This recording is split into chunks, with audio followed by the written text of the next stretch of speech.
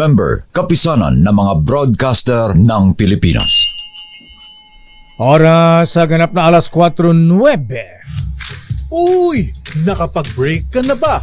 Nakapag-relax ka na ba? Saan ka man nagtatrabaho, mapa-opisina man o work from home o mula mismo sa pwesto, sasabayan namin ang break time mo. Sasabayan namin ng mga balita at komentaryo, mga panayam ng mga taong viral ngayon. DZRH Break Time!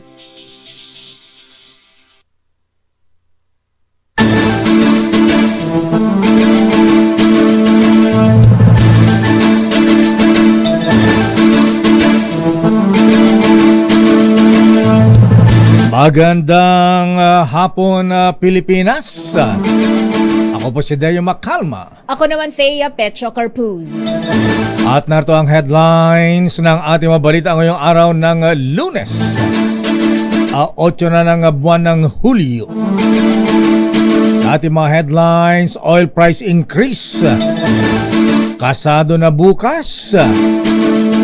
Megit piso tataas sa presyo ng gasolina.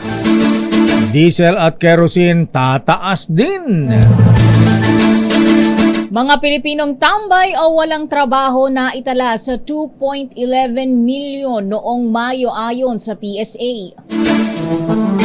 Department of Interior and Local Government nag-alok ng 10 milyong piso. Wow! Para sa agarang pagkakaresto kay Pastor Apollo Kibuloy.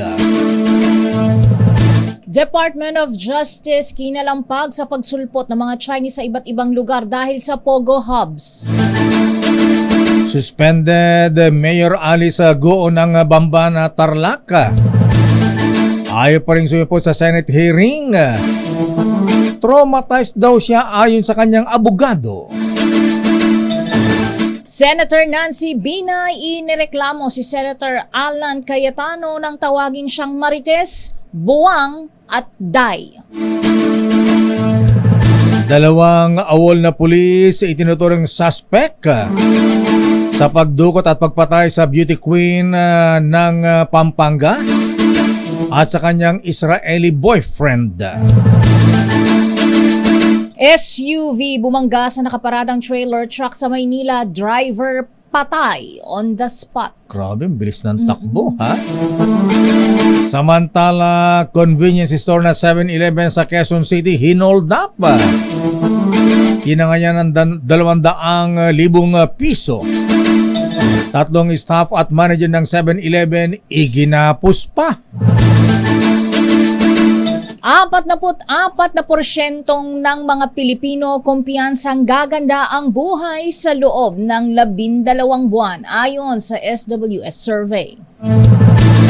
US President Joe Biden abay pinaatras na sa presidential race ng kanyang makasamahan sa Democratic Party. At ngayon sa detalye ng ating mga balita, bad news mga kuya mga ateng. Mga bus drivers, jeepney drivers, taxi drivers, dahil magkakaroon naman ng oil price increase sa bukas mga kuya, July 9. Batay sa anunsyo ng oil industry sources, 65 centavos ang inaasang tataas sa presyo ng diesel kada litro. 1 peso and 60 centavos naman ang inaasa itataas sa presyo ng gasolina. Wow, ang laki ha? At sa kerosene ay maaari namang tumaas ng 60 centavos kada litro. Ang paggalaw sa presyo ng petroleum products ay nakadepende raw sa galaw sa pandaigdigang merkado. Gas-gas ng dahilan niya. Sa iba pang balita, tumaas ang bilang ng mga Pilipino walang trabaho sa 2.11 million o katumbas ng 4.1% na unemployment rate noong Mayo. Ayon sa Philippine Statistics Authority, mas mataas ito kumpara sa 4% na datos na naitala noong Abril sa 2.04 million kataong walang trabaho. Batay sa pinakahuling labor force survey, pinakamalaki ang pagbaba sa bilang ng mga employed trades, accommodation at food service activities, fishing and aquaculture at iba pa. Maging ang employment rate ay bahagyang bumaba sa 95.9% noong Mayo kumpara sa 96% noong Abril. Gayunpaman, mas mataas ang unemployment rate nitong Mayo kumpara sa datos noong Mayo 2023 na naitala sa 95.7%. Samantala, hinikayat naman ni Senator Lito Lapid ang mga kapwa-senador na pagtibay na ang inakda niyang panukalang batas para sa standardization ng sweldo at benepisyo ng opisyal ng barangay. Sinabi ni Senator Lapid sa Good Governance Summit ng 2nd Provincial Liga Assembly, Liga ng mga barangay sa Northern Samar Chapter sa Quezon City. Ang kay Senator Lito Lapid 2022 pa niya inihain ang Senate Bill number 270 o an act standardizing the salaries and benefits of barangay officials. Umaasa ang senador na maikakalendaryo na ang pagtalakay nito sa muling pagbubukas ng sesyon sa July 22. Ayon pa kay Lapid, malaki may tutulong ng kanyang panukala para mabigyan ng sapat na insentibo at maayos na sweldo ang mga barangay officials. Samantala, formal nang naghain ng reklamo sa Senate Committee on Ethics si Senator Nancy Binay laban kay Senator Alan Peter Cayetano. Matatanda ang nagkaroon ng bangayan ng dalawa sa pagdinig na ipinatawag ni Cayetano ukol sa ipinatatayong bagong Senate building sa Taguig City. Sa nasabing hearing, tinawag ni Cayetano si Binay na marites, buwang at day at inakusahan din ang senadora na nagbibigay ng tanong sa media na nag-i-interview sa kanya. Naging emosyonal naman si Binay dahil bilang isang ina, ayaw daw niyang mabuli ang kanyang mga anak dahil sa nangyari. Katulad anya ito noong nangyaring taong 2015 nang pangunahan din ni Cayetano ang pag-imbestiga sa umano'y anomalya sa Makati City Hall parking building na proyekto ng kanyang ama na si dating Vice President Jejomar Binay. Narito naging pahayag ni Senator Nancy Binay. I'm a mother, magulang ako, so kailangan kong protektahan din yung mga anak ko na ayoko na pag bumalik sila sa eskwelahan, may magsasabi sa kanila na yung nanay mo pala siraulo kasi tinawag ni Senator Cayetano na buang.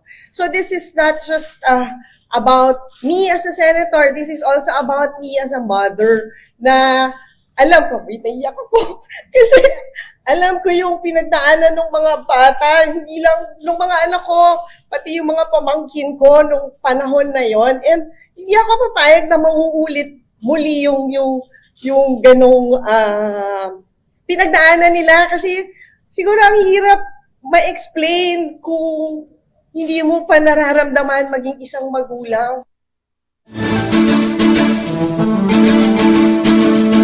Senator Nancy Binay na muntik ng maiyak. Suportado naman ng Kamara de Representantes ang order ng Pangulong Bongbong Marcos Jr. kay incoming DepEd Secretary Sani Angara na ibalik ang pagtuturo ng Philippine history. Bakit? Inalis na ba? Bira. Sa panayam ng DZRH, sinabi ni Congressman Roman Romulo ng Pasig na huwag nang haluan ng politika ang Philippine history bilang subject sa sandaling maibalik sa kurikulum ng mga kabataan. Ayon pa kay Congressman Romulo, Chairman ng House Committee on Basic Education, dapat ibalik ang pagtuturo ng Philippine history at simulan ito sa grade level. Sinabi pa ng kongresista na kapag naituro ng mabuti ang kasaysayan ng ating bansa, lalo sa ating mga kabataan, ay magsisilbi itong inspirasyon na kung nakaya ng ating mga ninuno ang pagpapahalaga sa ating bansa, ay dapat din nila itong tularan. Narito si Congressman Romulo. Pag nalaman po na ituro po ng mabuti po yan sa bawat learner natin, it will serve as an inspiration po sa kanila masasabi po nila kung kinaya po niya, kaya rin natin. Pilipino yan, Pilipino tayo. Kaya tama po yun. Alisin muna natin ang usapin ng politika, ibalik po natin ang kasaysayan, ng history, especially dun sa mga grade levels. Parang wala na kasing independent subject lakay na araling panlipunan. Naka-incorporate na siya sa makabayan. Ganun ba? Oo, values education na yun. Tapos social Kala ko studies. nasa Hekasi. Ayan. Dati lakay. Oo. Hekasi siya. Hekasi. Kasi, Geography, ano yun lakay? Hekasi, ala na yata Hekasi. Ala na Hekasi yan. bata. Hekasi inalis. Pero meron pang Hekasi. Ano na, naka-integrate siya. Wala na. Oo, parang naka-cluster yung mga liberal arts ba yan, mga social studies na ganyan. 3 units din yung Dati Philippine lakay. history sa college, di ba? Oo.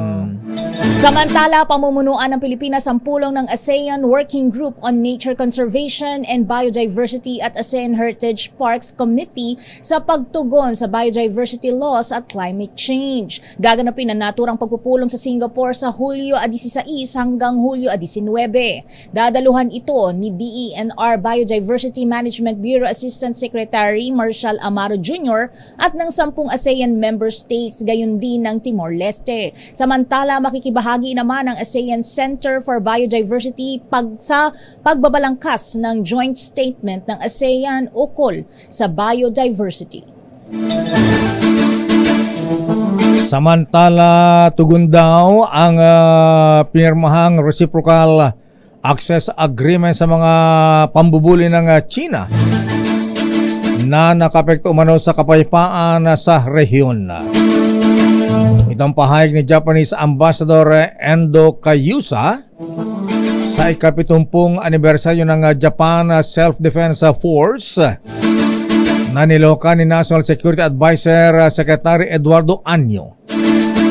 Ayon kay Kazuya, tutumbukin ng paiigtinging kooperasyon ng Armed Forces of the Philippines at Japanese military ang mga pambubulabog ng China sa navigational at regional stability. Batay sa nasabing kasunduan, magkakaroon na ng guidelines ang joint training at operations ng AFP at counterpart sa Japan.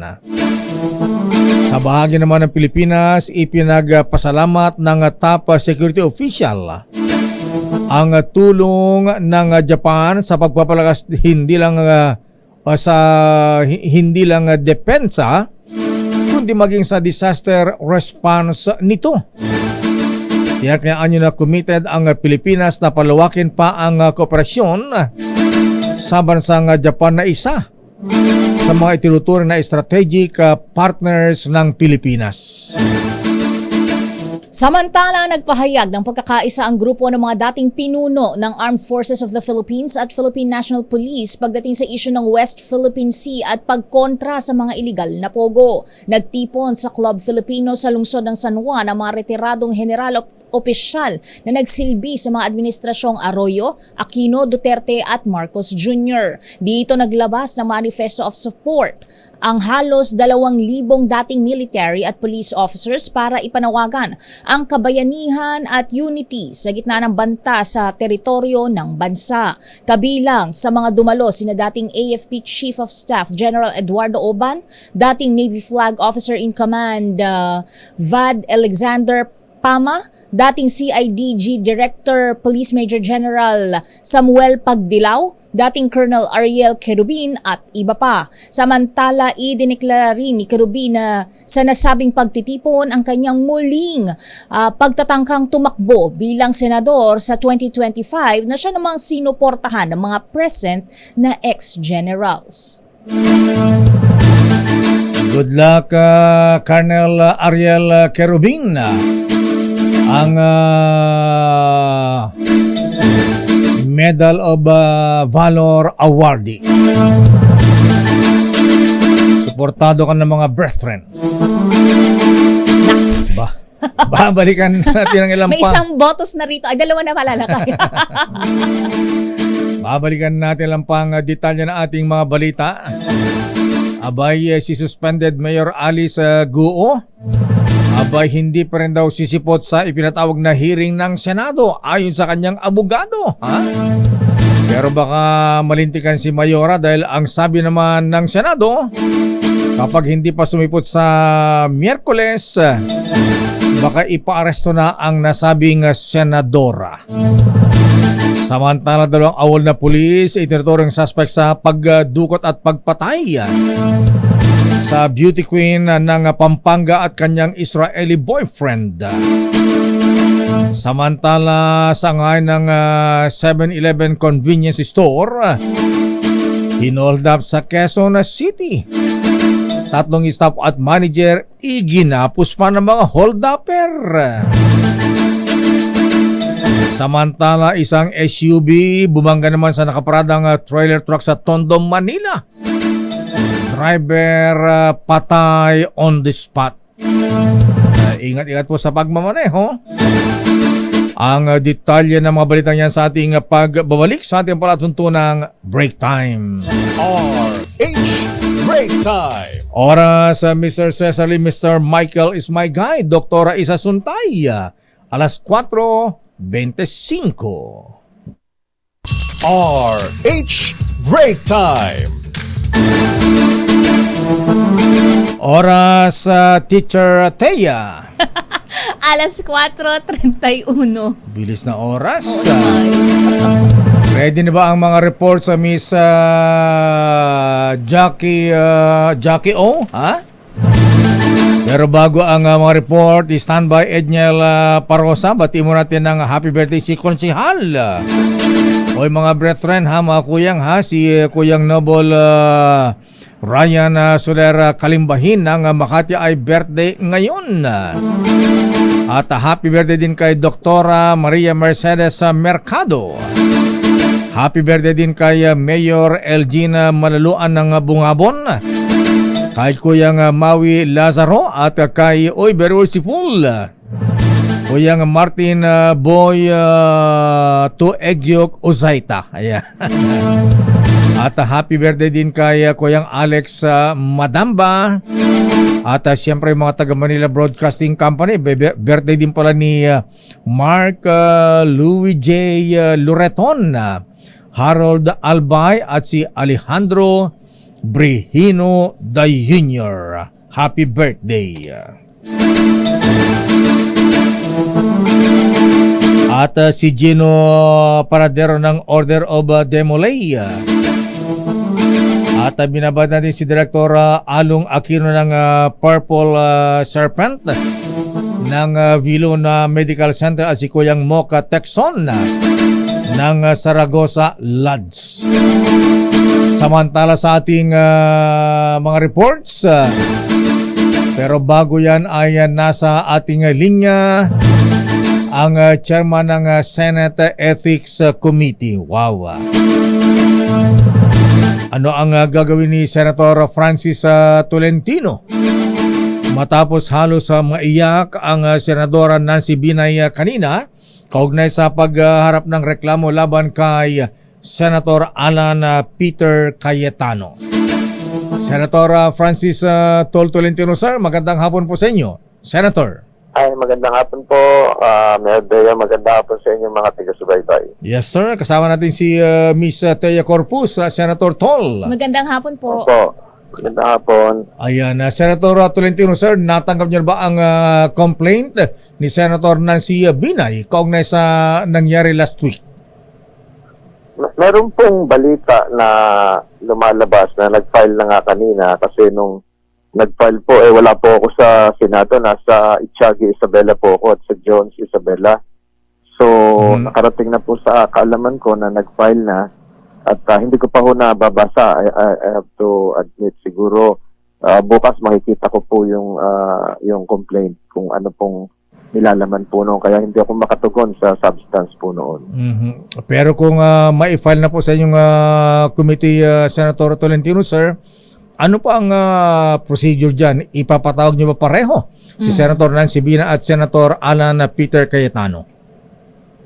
Well, sa pagbubukas po ng sesyon sa 22 o makalipas ang 22 o napakasi ang 22, dalawa po ang pwedeng mangyari. Pwede pong executive session muna ito Tapos pwede pong yung session, yung hearing na po talaga na open. So tayo naman po ginagalang natin yung karapatan ng complainant at yung taong kinumplain na naakusahan. So ang gusto po natin mangyari dito ay magkaroon muna ng preliminary determination kung talagang magpo-proceed ang isang full-blown hearing po dito. Matanong ko na lang, Senator Francis, napanood niyo po ba yung naturang hearing kung saan nagirian ang dalawang senador? Sa balita na lang po yan. Actually, nandun po ako nung umpisa ng hearing. Dangan nga lang po na may mga bisita po, yung mga opisyal po ng Philippine Military Academy nagpunta sa akin. Napilitan po akong resident sila sa opisina dahil 5 oras po nagbiyahe yung mga yon, galing Baguio pa. So, umalis po ako. Nung kaharap ko po yung mga general ng Philippine Military Academy, yung pala nangyayari na yon. Kaya, wala po ako physically doon, pero yung mga news accounts napanood ko naman po. Nung napanood po ninyo sa mga balita, Senator Tol, did you see it coming na magreklamo po si Senator Nancy Binay? Naririnig na po natin yon, pero hindi po ako makakomment ngayon sa substance yan kasi ako yung mag-preside doon. Baka naman ako naman po yung magkamali na maging unethical naman kung magsasalita ako patungkol kung sino ang tama o kung sino ang mali. Huwag natin pag-usapan yan, Senator Tolentino, sir. Siguro pag-usapan natin yung mga nakalipas sa kasaysayan ba ng Senado. Meron na bang inireklamong miyembro din ng Senado sa Ethics Committee at ito ba ay kung meron man may naparusahan po ba? Ang alam ko, meron na nung araw hindi ko matsak noong kung mga 50s po ito nagkaroon na ng censure o suspension at hindi ko rin baka hindi pa ako sinisilang noon, hindi ko rin matandaan kung sino po yun. Pero meron po at meron din po noon kung hindi ako nagkakamali sa Kongreso, na ganun din po na may nangyari na censure at na-suspindi pa ata. Pero ang Ethics Committee ba, Senator Sir, parang piskalya din ba na kung magkakaroon ng amicable settlement, ayusin na lang muna kesa magkareklamuhan o magkasuhan? Yan po nasa bahagi ng procedure, pero ang talagang pakay po nito protektahan ang interes at imahe ng institusyon.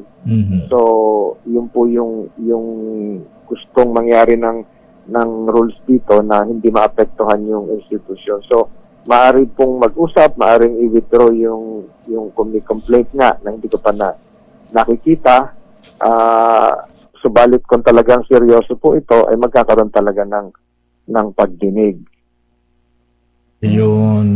Senator Sir, reaction? Meron din pong mga panahon na very extreme na sa ibang jurisdiction na hindi lamang suspension, at meron pa hong minsan na expulsion. Senator Sir, isa na lang po. Alam ko na kayo po ay sumusubaybay ng matindi dito sa nangyayari sa West Philippine Sea. Ano nakita niyo epekto nitong pinirmahang reciprocal access agreement sa Japan, Senator Tolentino, sir? Ang nakikita ko dyan, although hindi ko pa nababasa, pero noong dati tayo nakakatanggap ng mga detalye tungkol dyan. Ngayon hindi ko pa nakikita yung uri. Dadaan naman po yan sa Senado para maratifikahan. Hindi po nalalayo yan doon sa SOFA with Australia, yung DSA sa Amerika. Ito po ay may kaugnayan sa pagpapalakas na rin ng ating defense posture. Pero kung gusto nyo po siguro may mga breaking news, din ako sa mga nangyayari doon sa kanina na wala pa ata sa balita. Siguro baka bukas na, Mayor, baka hindi ko pa verified. Ano yun, sir? Pakibulong na po. Pahapyaw lang. Opo. Meron uling isang insidente na hindi naman bine-verify ko pa nga kung totoo na meron tayong patungkol sa isa nating mangingisda. Lungkot naman yan. Pero anyway, Senator Sir, ngayong Sana hindi Para po totoo. hindi totoo. Anyway, total, nasimulan na po itong access agreement na ito, Senator Sir. Wala ba kayong plano sa Senado na mag-file din ng panukala para magkaroon din ng tratado ang Pilipinas at Japan tulad sa Mutual Defense Treaty natin sa Amerika, Senator Sir? Ito pong RAA, ang alam ko po ipapasa kagad to sa Senado. At itong cross-training, itong cross-assistance pag merong pong kalamidad, parang gano'n na rin po yan. Katulad na rin po nung 1961 Mutual Defense Agreement, ang siguro ang magiging isang controversial issue ay yung tungkol sa criminal procedure. Kung may ginawa yung isang nandito, tayo naman may ginawa sa Japan, yung isang sundalo natin nag-commit ng isang offense, so sino ang husgadong hawak. So mga detalye na po yan. Siguro pag nakita po natin yung buong balangkas po nung nilagdaan, masasagot na po natin yan. Pero ngayon wala pa po akong hawak. Senator Tolsir, maraming salamat at magandang hapon po sa inyo. Thank you. Salamat po, agyaman ako. Senator Francis Tolentino, awan anyaman na po Senador at Chairman ng Senate Ethics Committee. Standby Edniel Parosa, standby Raymond at Paz, standby Let, standby Milky. Hindi pa rin daw sisipot si suspended Mayor Alice Guo ng Bamban Tarlac sa ipinatawag na hearing ng Senado tungkol sa ni-raid na Pogo Hub sa kanyang bayan. Ito ay sa kabila na inilabas sa subpina laban sa kanya at babala ni Senator Rizal Tiberos at Senator Sherwin Gatchalian na posibleng ipakontempt o ipaaresto si Mayor Guo oras na hindi ito dumalo sa pagdinig ng Senado. Pero ayon naman sa abogado ng Mayora, sinabi ni Attorney Stephen David na maaring hindi dumalo uli si Mayor Guo dahil ito daw ay traumatized sa mga pagdalo niya sa hearing sa Senado. Masyado raw nang mataas ang stress level ng Mayora dahil sa mga ibinabatong aligasyon sa kanya. Samantala, ipinaubayan na ng abogado sa mga mambabatas kung maniniwala sila sa medical reasons ni Mayor Alice Guo. Kaugnay nga ng balitang yan, posibleng maabsuelto sa kaso ang ikatlong Alice Guo kung makikipagtulungan ito sa pamahalaan. Sinabi ito ni National Bureau of Investigation Director Jaime Santiago sa panayam ng DZRH. Matatandaang nadiskubre itong ikatlong Alice Guo na kumuha ng clearance sa NBI noong 2005. Ayon kay Santiago, nais nilang makilala ito upang malaman ng tunay na motibo at kung sakaling makipagtulungan sa kanila ang Alice Guo na ito ay gagawin itong witness. Narito ang bahagi ng panayam kay Santiago. Talagang gusto namin siyang makuha nang malaman namin kung bakit, kung anong dahilan niya. At pagka pwede naman na kung makikipagtulungan siya sa amin, hindi namin siya kakasuhan. Pero pagiging witness siya na siya inautusan lamang. Samantala, umaapela si Congresswoman Julian Baronda kay Justice Secretary Boying Jesus Crispin Boying Remulla na imbestigahan ang pagdagsa naman ngayon ng mga Chinese nationals sa Iloilo City. Ayon sa kongresista, lubhang nakababahala dahil na rin sa pagsulputan ng mga Pogo Hub sa iba't ibang bahagi ng bansa na pwede anyang mangyari din sa kanilang probinsya. Dahil dito ay humihiling si Baronda kay Secretary Remulla na imbestigahan ito sa layo na maprotektahan hindi lamang ang kanyang makababayan kundi pati na rin ang ating pambansang interes. Sabi ni Baronda, nakabili ng bahay ang mga Chinese nationals sa mga mamahaling subdivision sa Iloilo City na nagkakahalaga ng 30 hanggang 50 million pesos. Bukod pa sa mga ginagamit na mga luxury SUVs. May mga bodyguard din ba? Ayon pa kay Baronda, hindi marunong mag-English ang mga ito at kahina-hinala. ang kanilang mga galaw. Abay, isama na rin doon sa Catanduanes, ha? Balita ay dagsa din ang mga Chinese nationals doon. Samantala, lakay iprinisinta ng Philippine National Police ang 2 sa 3 sospek sa pagpatay sa Pampanga beauty pageant contestant at nobyong Israeli sa Kapas, Tarlac. Ayon kay Criminal Investigation and Detection Group Director Police Major General Leo Francisco, itinuturing na principal suspect sa krimen ang mga ex-patrolman na sina Michael Giang at Romel Abuzo. Sabi ni Marbil, posibleng nag-ugat ang pagpatay kina Geneva Lopez at Tisha Cohen sa pagsasangla ng lupa ni Giang kay Geneva dahil kinukuha na umano ni Lopez ang lupa pero ayaw itong ibigay ng sospek. Mismong sina Giang at Abuzo rin ang itinuturong bumaril sa mga biktima sa loob ng sasakyan na nakitang sunog sa Tarlac. Naituro ang mga sospek sa pamamagitan ng driver ng SUV na pinagkargahan ng mga bangkay patungo sa quarry site kung saan nahukay ang mga labi ng 2. Babalikan natin ang mga reports. Standby Milky, standby Lent, standby Raymond Dadpaas, standby Edniel Parosa, ang DILG. Abay nag-alok ng 10 milyong pisong pabuya para sa ikaka-aresto ni Pastor Apollo Kibuloy. Oras sa Misa Thea. Ganap ng alas 4:46. Atawin natin ang mga report sa puganteng si Pastor Apollo Kibuloy. May 10 milyong pisong patong sa kanyang ulo ayon sa DILG. Alamin natin ang detalye mula kay Arisa number 52, Edniel Parosa. Please come in, Edniel. Lakay makatatanggap ng 10 milyong pisong pabuya ang sino mang makapagtuturo sa kinaroroonan ng puganteng pastor na si Apollo Kibuloy. Ayon kay Interior Secretary Benner Abalos, ito ay matapos mag-donate ang hindi na pinangalanang mga kaibigan umano ng ahensya para sa agarang ikadarakip ng wanted religious leader. Maliban kay Kibuloy, may patok na rin sa ulo ang 5 pang kapwa-akusado nito sa atrasong child abuse at qualified human trafficking. Tig-1 milyong piso naman ang pabuya sa makapagngunguso ng lokasyon ni Crescente Canada, Pauline Canada, Ingrid Canada, Silvia Camanes at Jacqueline Roy. Paliwanag niya Abalos, frustrated na ang nag-donate ng pabuya pero hindi na nito idinitalye pa ng kalihim.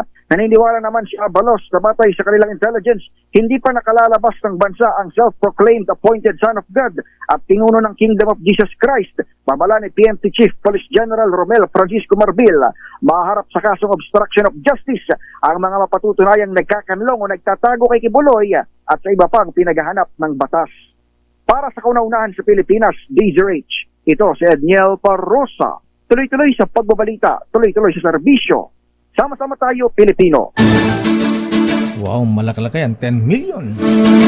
Samantala, ethics complaint laban kay Senator Alan Peter Cayetano ipinauubaya na sa chairman ng committee. I-detalye mo, RH28, Raymond Dadpaas. Raymond. Miss Thea, Mayor, nasa kamay na ni Senator Francis Tol Tolentino na siyang chairman ng Senate Committee na ethics ang desisyon sa mga susunod na hakbang sa reklamong inihain laban kay Senator Alan Peter Cayetano. Ito ang paniniwala ni Senator Nancy Binay matapos ihain ang reklamo kasunod ng kanilang bangayan noong nakarang linggo tungkol sa New Senate Building. Tiwala si Binay naging patas si kay Tolentino sa pagkawak sa kaso. Sa kabilang panig ay naniniwala naman si Senator Cayetano na walang mangyayari sa iniharap na reklamo laban sa kanya. Hindi dapat malihis sa isyu na pinag-uusapan ng 23 billion pesos na budget para sa New Senate Building ay hindi katanggap-tanggap. Tumanggi din itong sagutin ang hamon ng National Press Club na pangalanan kung sino ang mga radio personalities na umunoy kasabot ni Senador Binay dahil ito ay umaayon siya sa gustong mangyari ng senadora. Para sa kauna-unan sa Pilipinas, DZRH, ito si Raymond Dadpaas. Tuloy-tuloy sa pagbabalita, tuloy-tuloy sa serbisyo, sama-sama tayo, Pilipino. Maraming salamat, Raymond. The Department of Human Settlements and Urban Development o DSUD aminado hindi kaya abutin ang 6 million housing project bago matapos ang Marcos administration. Bakit? Aray sa 14, Let Narciso, please come in, Miss Let. Lakay, ibinaba ng Department of Human Settlement and Urban Development ang housing target nito hanggang sa pagtatapos ng termino ni Pangulong Ferdinand Marcos Jr. Sa pre-SONA briefing, inamin ni DHSUD Secretary Jose Rizalino Acuzar na hindi kayang tapusin ang una nilang target ng 6 million housing para sa 4PH o pambansang pabahay para sa mga Pilipino. Dahil dito, ibinaba sa 3 milyon na lang ang target maitayong pabahay pagsapit ng taong 2028. Ayon kay Acuzar, maraming hadlang sa proyekto tulad ng pagpopondo sa mga contractor at land acquisition. Sa ngayon, meron na anyang 40 proyekto ang DHSUD na under construction sa iba't ibang lugar sa bansa, nakatumbas ng 140,000 units. Inaasahan ng DHSUD na aabot ito sa 100 proyekto bago matapos ang taong 2024. May nakalatag pa anyang 1.2 million housing projects at kasalukuyan silang nakikipag-usap sa mga bangko at iba pang financial institution para mapondohan. Para sa kauna-unahan sa Pilipinas, yes, Akay? Ilang milyong pabahay lang ang kaya ni Secretary Acuzar? 1 milyon, di ba kaya? 3 milyon daw, Lakay, hanggang 2028. Aba, 3 milyon na. Pwede na. Ayan, Pero kasi ang housing backlog talaga ngayon, Lakay, ay nasa 6 milyon. So, ayan, mukhang hindi kakayanin. Pero at least 3 milyon. Ayan, basta hindi siya din pabahay. Hindi katulad nung pabahay niyan sa Riles ng trend dyan sa may Paco. Parang squammy pa rin. Diyos ko, kakaliliit. Ayan, ayan. Okay, maraming salamat, Miss Let. Balik sa inyo, Lakay at Miss Thea. Samantala, Kamara kasama ang PLLO at DBM naghahanda na para tanggapin ang 2025 proposed national budget. Idetalye mo, RH12 Milky Riganan, Manang Milky. Kaya at saka inaasahan ng official turnover sa July 29 ng 2025 National Expenditure Program 1 linggo matapos ang ikatlong SONA ni Pangulong Bongbong Marcos. Bukod sa Kamara, naghahanda ang Presidential Legislative Liaison Office at ang Department of Budget and Management sa NEP na nagkakalaga ng 6.352 trillion pesos. Ang NEP ay magsisilbing basehan para sa General Appropriations Bill o GAB. Nang sagawa na ng preparatory meeting ang opisyal ng Kamara, PLLO at DBM para sa turnover ng NEP para sa fiscal year 2025. Pinangunahan ni Attorney Grace Andres, ang House Deputy Secretary General for Interparliamentary and Public Affairs. Ang ginanap na meeting na inaasang masusundan pa pagkatapos naman ng SONA ni Pangulong Marcos. Una rito, sinabi ni House Speaker Martin Romualdez ang pagtalakay sa 2025 proposed national budget ang prioridad ng Kamara sa muling pagbubukas ng third regular session ng 19th Congress. Para sa kauna-una sa Pilipinas, DZRH, ako si Neil Gregunan. Tuloy-tuloy sa pagbabalita, tuloy-tuloy sa serbisyo, sama-sama tayo, Pilipino. Maraming salamat, Manang Milky. Umaapila ng katarungan. Hustisya kay Pangulong Bongbong Marcos ang pamilya ng pinatay na Kapampangan beauty queen na si Geneva Lopez at ang boyfriend nitong Israeli national. Ayon sa kapatid ng beauty queen na si Johnny, maging mabilis sana ang pagresolba sa kaso lalo't nagtagal ng 2 linggo bago nahanap ang bangkay ng mga biktima. Humingi rin ng seguridad ang pamilya ni Lopez dahil ilalaman doon nila hanggang sa dulo ang kaso laban sa mga salarin. Narito si Johnny Lopez. Sa lahat, Mr. President, kasi namin makabiging justisya. At sana yung mga ganitong kaso na may mga nawawala at kung may mas mabilis na action, kung mas may maraming resources na magagamit para mas agad na makita yung mga nawawala. Hindi lang kasi kami yung nawalan talaga, marami din. So, aside doon, yung security talaga ng bawat tao. At kami din, lalo na after nito, hindi rin namin alam yung mga susunod pang mangyayari. Lalo na sa mga kaso na darating. 3 staff kabilang ang manager ng 7-Eleven convenience store na hinold up ng 3 mga armadong kalalakihan sa A. Bonifacio Corner 7th Street, Barangay Pag-ibig sa Nayon, Quezon City. Tinatayang aabot sa 200,000 kita ng convenience store at cellphone ng mga empleyado ang tiningay ng 3 kawatan. Sa kuha ng CCTV footage mula sa Barangay Pag-ibig sa Nayon, nangyari ang insidente kahapon alas 8:33 ng umaga kung kailan pumasok ang 3 sospek. Bago ang pagpasok ng mga sospek, makikitang ilang minutong nagmamanman ang kasama ng mga ito na nagsilbing lookout. Ayon sa Barangay Pag-ibig sa Nayon, binantayan ng mga sospek ang pag-alis ng security guard na gabi lang kung mag-duty. Matapos ang 8 minuto, lumabas ang mga holdupper at tumakas papunta sa direksyong Pabalintawak habang nakatawag ang mga empleyadong nakawala sa pagkakagapo sa mga pulis, ngunit wala na ang mga kawatan. Samantala, patay naman isang driver ng SUV matapos sumalpok sa isang nakaparadang 14-wheeler truck sa Mel Lopez Boulevard sa Tondo, Manila. Batay sa kuha ng CCTV ng barangay, nakitang mabilis ang takbo ng itim na Mitsubishi Expander at biglang sumalpok at pumailalim sa likuran na nakaparadang trailer truck.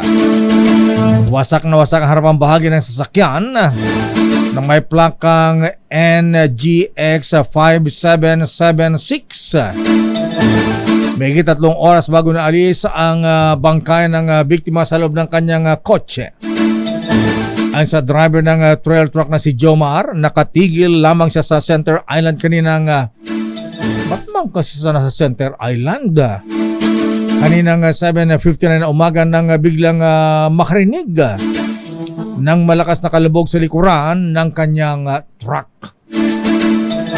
Samantala, nasagip ng Las Piñas City Police ang 4 na Indian nationals na biktima ng robbery at serious illegal detention. Kinilala ng Las Piñas Police ang mga biktima na sina alias Ven at Vam na parehong 21 anyos, alias Cal 19 anyos at alias Sai 22 anyos. Ayon sa mga otoridad, kinidnap umano ang mga Indiano ng grupo ni alias Shivirashi dahil sa 200,000 piso na hindi nabayarang danyos mula sa 700,000 piso na car accident settlement na nirentahan nilang Nissan Terra van. Nissan Terra. Sa report ng Southern Police District, bukod sa pabugbog ay kinuha rin ng mga suspect ang ATM card na kinuhanan ng 120,000 pesos at iPhone 13 ng isa sa mga biktima. Naaresto ang 4 sa 6 na suspect na nahaharap sa patong-patong na kaso sa Las Piñas City Prosecutor's Office. Tumako tayo sa balitang sports. Aba, Justin Brownlee napabilang sa All-Star 5 ng 2024 Olympic Qualifiers. Kristan Karag, please come in. Pasok nga si Gilas Pilipinas naturalized player Justin Brownlee sa All-Star 5 ng 2024 Olympic Qualifiers sa Riga, Latvia. Napasama si Brownlee sa listahan patas mag-average ng 23 points, 8.3 rebounds at 6.3 assists sa bawat laro ng Pilipinas sa naganap na Olympic Qualifiers. Naunguna naman sa listahan sina Bruno Caboclao at Leo Mendel ng Brazilian team na naghari sa torneo at nasungkit ang tiket papunta sa Paris game na formal na bubukas sa July 26. Kasama rin sa All-Star 5 sina Richard Lomash ng Latvia at Jeremiah Hill ng Cameroon. Mula sa kauna-unaan sa Pilipinas, DZRH at Kristan Karag, tuloy sa pabalita, tuloy serbisyo, sama-sama tayo, Pilipino. Maraming salamat, Kristan, at better luck next time sa Gilas sa Pilipinas. Sila ay tinalo ng Brazil sa nakaraan nilang laro noong Sabado. Showbiz, Miss Teya. Oy, teka muna, maraming salamat, Mr. Michael is my guy. Magkano lakay? Ang palitan ng dollar, aba, lumakas ng konti ang piso, ha? nagsara ang palitan sa 58 pesos and 50 centavos. Samantalang last Friday, nagsara ang palitan ng 56 pesos and 53 centavos ba? Tumatag ng 0.03 centavos. Kasi lakay baka mga nagpadala na yung mga OFW. Palagay ko nga. Enrollment eh. Oo nga, ano. Showbiz, Miss Thea. Pambato ng Abra, itinanghal na Binibining Pilipinas International 2024. Idatali mo, Aliyah Ikatlo IV. Kinara na ang Binibining Pilipinas International 2024. Ang pambato ng lalawigan ng Abra na si Mirna Esguera. Instant milyonaryo ngayon si Esguera dahil 1 million pesos ang cash prize na may uuwi nito. Siya rin ang nagawi ng mga special awards gaya ng Binibining Urban Smile, Binibining Par, Best in Swimsuit, Best in Evening Gown, at isa sa 5 nagwagi ng Best in National Costume. Si Jasmine Bungay naman ng Pampanga ang itinanghal na Binibining Pilipinas Globe 2024 na bukod sa corona ay may 1 million pesos din na cash prize. Nagayat Miss Thea, pasabog ang production ngayon ng Binibining Pilipinas dahil nagsama-sama ang higit sa 100 itong mga winners sa loob ng 60 years ng naturang pageant. Kabilang dito ang 4 na Miss Universe winners na si Gloria Diaz, Margie Moran, Pia Wurtzbach at Catriona Gray. Para sa Breaktime Showbiz, ito si Aliyah Ikatlo. Tuloy-tuloy sa pagbabalita, tuloy-tuloy sa serbisyo. Sama-sama tayo, Pilipino. Sabi nga, you are so beautiful. At teka muna, i-congratulate ko nga pala yung naging reyna ng Aliwan. Di ko nabati last week, ha? Ayan, congratulations kay Miss Reyna ng Aliwan 2024. Ito yung mga nag-iisang candidate na nabigyan ko ng 100%. Talaga lakay. Yes. Wow, ganyan kanya na-impress. Na-impress ako ni Miss Mia Tamayo siya ng Cebu. Sabi ko pala, siya ba yung lakay yung in-interview natin? Yes, very interview articulate, natin dito. diba? Oo. Tsaka iba yung confidence niya. Oo, ayan. hindi mo na maalis sa kanya ang iyong pagkakatiti. Ayan, congratulations Miss Mia Tamayo ng Cebu, ang bagong reyna ng Aliwan. Deserve lakay. Yes. Deserve. Yan ang tinatawag na brains and beauty. Yon. The road is long.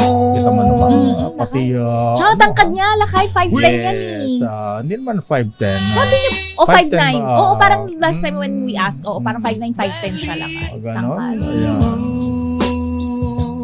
At yan ang kabuuan nating future Binibining Pilipinas at Miss Universe ito, ha? Okay. At empleyado siya ng Department of Health, ha? Yes. For sure, proud na proud ang Department of Health. Oo nga, Secretary Ted Herbosa, ha? Abay, Director Juna Samaniego, ha? Yusek Matthew Bagaw, ipatawag niyo to, bigyan niyo ng ng parangal din, ha? Miss Mia Tamayo ang reyna ng Aliwan 2024. At brethren, ipinapaalam po sa inyo na si Kuyang Roy Dagyo ng Saigon Lodge number 188. He dropped his working tools sa mga brethren. At ang labi ni Kuyang Roy Dagyo ay nakaburo ngayon sa St. Peter Chapel sa Quezon Avenue, Quezon City. Our condolences sa pamilya ni Kuyang Roy Dagyo ng Saigon Lodge. Panawagan mula kay Kuyang Attorney Jong Onia. At yan ang kabuuan nating palatuntunan ng break time. Ako po si Dayo Makalma. Ako naman, Thea Petro Corpuz. Mga balansyadong balita, susunod na Chairman of the Board, Henry Ura at Miss Kay. Filipino citizen. Born in Baguio City. Ikaw pangalan ba siya lakay? Wala Di ko lang alam. Tanong natin. There's only one. Yes. Although ang father niya ay Chinoy. Siya ay Filipino citizen. Miss Kay Karen Oyong. Bye-bye.